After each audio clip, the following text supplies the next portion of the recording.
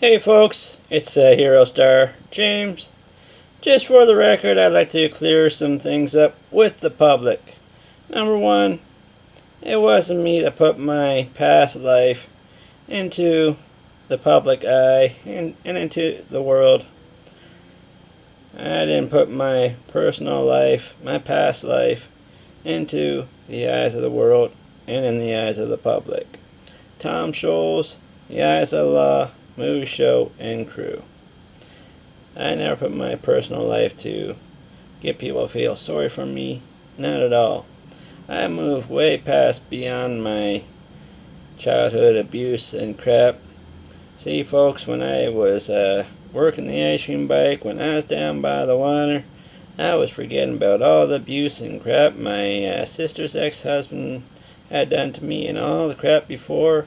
And when I was working the ice cream bike and out into the real world and trying to enjoy life, I was happy as can be. And yep, I was checking out all the women and teenage girls my teen year age and older. That's the truth. So I'm just trying to clear that up, that I didn't put my personal life into the eyes of the world. Once again, Tom Scholes, Movie Show and Crew, and the eyes of the law. They're the ones that put my personal life into the eyes of the world. They're the ones that destroyed my life.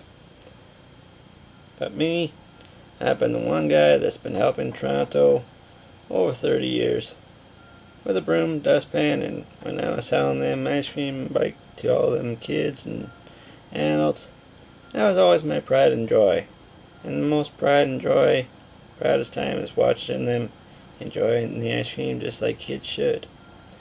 And yep, like I said before, if a child came up and didn't have the money, like if he or she came up with 4 or 5 friends and four or 5 of them had money to buy ice cream and one didn't, well, I wouldn't let the one walk away empty-handed. I'd let him or her pick a popsicle, $2 one. Didn't matter really, because I knew I made tips throughout the day, and that usually helped cover the cost of the popsicle. And if it didn't, well, at the end of the day, if I ended up short, I know why, and felt proud doing it. I didn't do it all the time, but I did it any chance and opportunity I could. And yep, when I was working the ice cream bike, I was the one rider that always had the wet naps, and I usually had suckers for the kids. Some sort of little candy that was already wrapped and all that.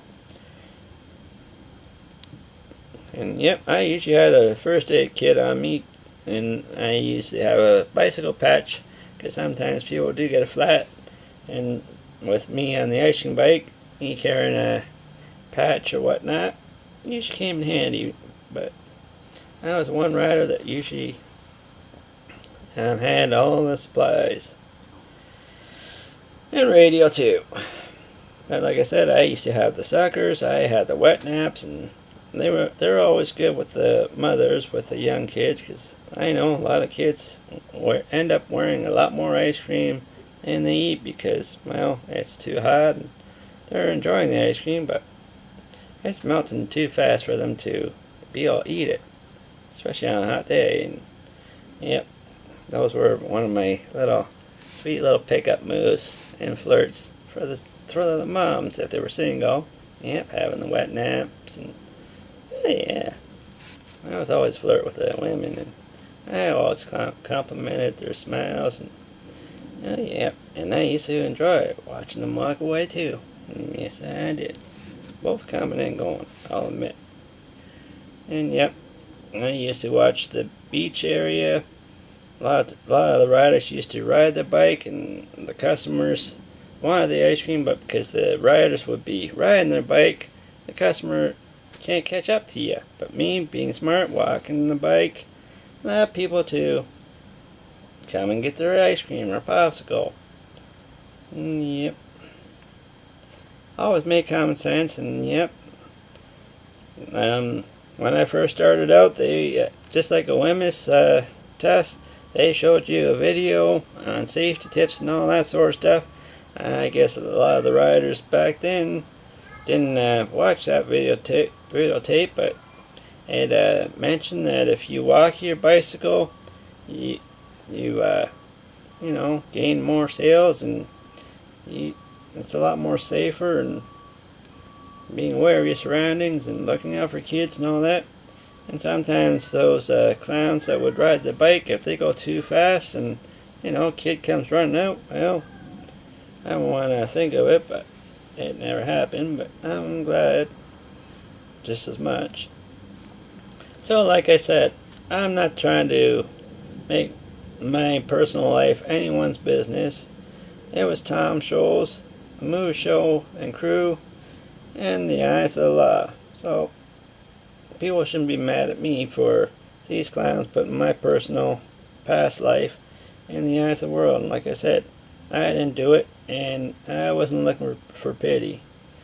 These guys were getting off on abusing and raping and neglecting somebody like me because, one, I'm 99%. Two, I don't have the money to stand up and all that jazz, just like a lot of you.